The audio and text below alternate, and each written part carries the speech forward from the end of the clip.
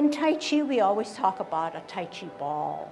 Tai Chi ball is no different from a regular ball in that it's round, it's circular, except in Tai Chi, it's an imaginary ball. We use the ball mainly to center ourselves. It is not held in a uncentered part of our body, but always centered. There are certain parameters. The top hand is always about chest level, and the bottom hand is always 2 inches below your navel in the danten. It's a danten point.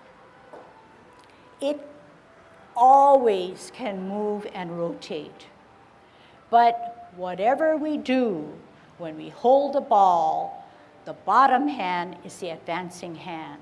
Watch what I mean. The bottom hand is the advancing hand. The bottom hand is the advancing hand. The bottom hand is the advancing hand. The bottom hand is the advancing hand, okay? Advancing meaning forward, meaning upward, meaning whatever it is, but not the downward motion, okay? All right. So we're going to learn how to part the wild horse's mane. So visually, you can see a horse in front of you, and you're going to part his mane. The fuzzy stuff in his hair, you're going to part it. You're going to part it. So this is how you're going to part it. The bottom hand is going to rise up, and as if it were pushing or parting the mane. You can use just your right hand for now, okay?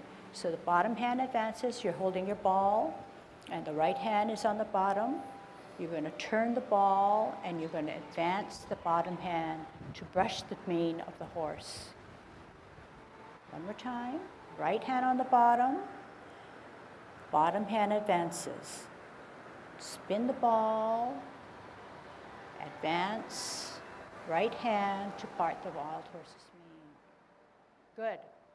And some of you already went to a natural path where natural movement for the left or opposite hand by it sat to the side. It didn't go to sleep. Remember, one hand has to stay awake, the other hand has to move, but the other hand stays awake. All right, let's put it together and then we'll put more instructions to it, okay? I'm gonna face this way, we're on a T stance, we're holding our ball, left hand on the bottom, right hand on the top. We're gonna take an L stance, and we're gonna move that ball. We're holding our Tai Chi ball 2 inches below our navel, right hand at chest level. We're moving the ball onto an L stance, turning our hips and waist, bottom hand advances as if it were parting the wild horse's mane. Are we in a bow stance? We have a bow and an arrow. Sit back, lower, pivot. We need a ball for better balance because we're on one foot. Hold your ball. We're on a T stance. We want to move into an L stance. We want to move that ball. Bottom hand advances. The left hand comes out to part the wild horse's mane. The other hand sits to the side. Sit back, lower, pivot. We need balance, so what do? Center with the ball on a T stance. L stance, move that ball, move the energy, bottom hand advances, we part the wild horse's mane. Sit back, lower, pivot. We need better balance, get your ball. Out on an L, move that ball, move the energy to part the wild horse's mane on a bow stance. Sit back, lower, pivot, hold your ball in a T stance, okay? So this is what you learned. See if you can watch and see if you can pick up something that perhaps you did not know. So we know that the ball has to sit closer to our center rather than out expanded this way. So I'm going to hold my ball like this. I'm going to take an L stance. I'm going to take a bow stance. Do I have a bow and arrow? Sit back, lower. I'm firming down to make a T stance, but I need better balance. I hold my ball. I come out on an L, I move my ball.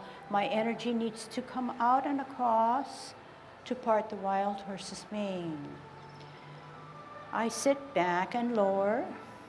I pivot. I firm down. I need balance, so I need to hold my ball.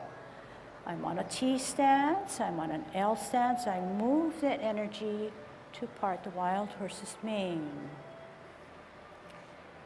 Another way to think about parting the wild horse's mane is to present a snack to your friend who stands in front of you.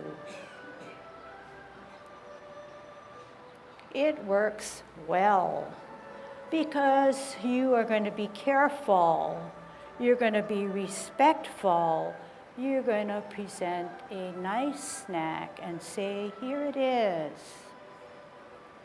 So all the time that you're watching, you're picking up cues and strategies on, hey, how come this is going on?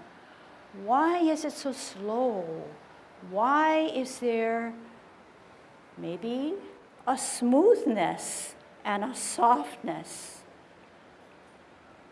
Whenever we start Tai Chi, our hands get wet, clammy, we're nervous, but over time, you gain the confidence, the understanding, therefore then your hands and movements become softer, okay?